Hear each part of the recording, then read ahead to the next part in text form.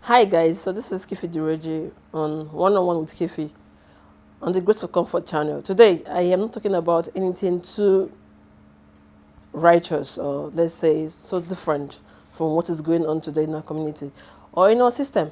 On this platform I talk about contemporary issues, and that is why I'm going to talk about xenophobia. Okay? I learned it means the fear or hatred for something strange or foreign. But the Bible tells me that there have been foreigners in every land right from the time of old. Joseph in the Bible was a foreigner to the Egyptians, but he made the land prosperous. If they had killed him when he arrived at that land, I don't think that land would have been saved during the famine. But he was there. The people protected him, and that was why he was able to interpret the king's dream and also lead them in the right path of leadership that helped the state or the country at that time survive the famine that time. You can find that in Genesis chapter 47. Read the whole of it. You understand that foreigners have existed even from the Genesis of the Bible. Okay. Another good example of xenophobia is the story of Abraham and his wife Sarah. When they were migrating together, they met King Abimelech. Abraham knew that people might fear or hate him for his beautiful wife, Sarah. And so he had to lie that Sarah was his sister. You see, when the king took away that which belonged to the foreigner Abraham, which was his beautiful wife, God Almighty had to visit the king Abimelech. You will find this also in Genesis chapter 20. At verse 8, it is written that God told Abimelech to go and return that which belongs to the foreigner, and he had to go and tell to all his servants and his people what the Lord has said. Because God called him a dead man for fighting or taking that which belonged to a foreigner. If you read down, you find in chapter 16, 17, that he quickly returned that which belonged to the foreigner and even gave him presents to make his stay in his land peaceful and enjoyable. But today, our brothers in South Africa have chosen to take a different way. They need God to come and tell them that they are dead men. That's by the way. Okay. Since God had to tell the king, that was an higher authority, not to make the presence or make the stay of the foreigner unpleasant, he called his people. I am sure that the president of South Africa needs to control his people, because this is like God talking to him right now. He should go and control the citizens of South Africa to stop maiming other people's citizens. No country is an island. No country can survive on its own. Every country in the world needs some other person, needs some other country to survive. Every human being in the world needs somebody. The rich needs the poor. The Western world needs the third world countries. Everybody needs somebody. So I don't understand what will give South Africans the impetus to destroy lives and properties. And how do we take what is happening now? Like, I came across a video where a supposed deputy minister of police was stating that their country or their state, a particular state, is being dominated by 80% foreigners. What's he trying to say? Is he trying to justify the act of the killings? And so they should kill people because they have 80% of foreigners in a particular city? The question arises, and we must investigate also what is the law of South Africa says. How can a city in South Africa be 80% foreign nationals? That is dangerous. Now, this is very disappointing.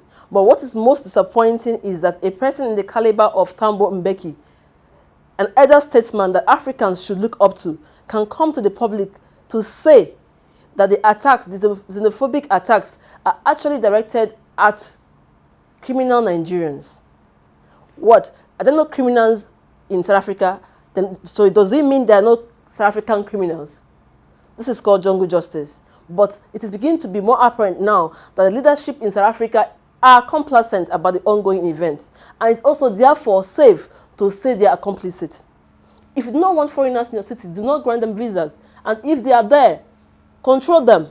If they are, try them according to your government. You don't have any right to kill anybody at all, take lives and destroy people because you feel they are in your country and they're taking your land or they're taking possession of things. And he even stated that someday they might even have a foreigner as the president. What kind of thinking is that? If I remember clearly in the story of Joseph, Joseph was more or less the governor or the leader because he was in charge of the whole of Egypt, which at that time was the biggest place in the world because they had to feed the rest of the world during the famine.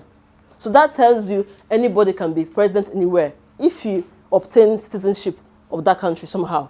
That is why we have Obama today, who actually became a president in America. But all Nigeria come what? They come in with the big cars. What they get demand. That is by the way.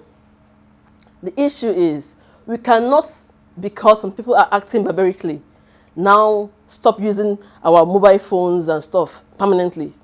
That won't solve the problem here. If we go into our ShopRite malls and destroy the stores there, we'll be destroying our brothers' properties because some shops there belong to our brothers and sisters. So we cannot be like them by destroying properties and lives or destroying properties and businesses here just to get back at them.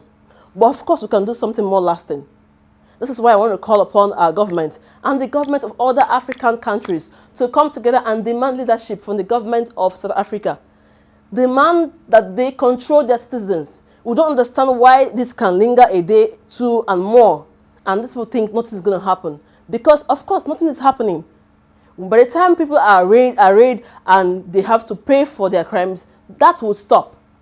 There is no reason why they should kill people because they happen to be in their country. You see, I want to say a big thank you to people like Tiwa, who had to boycott her show, and Bonabo, who has to do some things and even boycotted his shows, and every one of you who have businesses or events to go and do in South Africa and had to say no. That the freeze for even taking a stance to say, oh no, if I have a show in South Africa today or I'm demanded to come for a presentation or something, I'm not going to go. That is the way to go about it. Boycott the country. The whole of Africa should just boycott South Africa. They can't survive alone as South Africans. They can't do it by themselves. So when we begin to boycott them, the government of South Africa will wake up. Their citizens will wake up. They will begin to reason like normal human beings and know that we have to coexist to even be Africans. How can South Africa, kill their brothers and sisters just because we are from other African countries and they say we are in their country? I remember all the stories about when they were in apartheid, all the stories that happened, how other Africans have to put hands together to help South Africa. That is a story for another day. But really, thank you to Tiwa Savage for your stance, at Daddy Freeze, at Burna Boy, for you guys standing out there, for everybody who knows how to take a stance. You don't have to go destroy properties because those properties belong to our brothers and sisters from our countries. It doesn't matter if the founders are from South Africa. I will stop here today. God bless.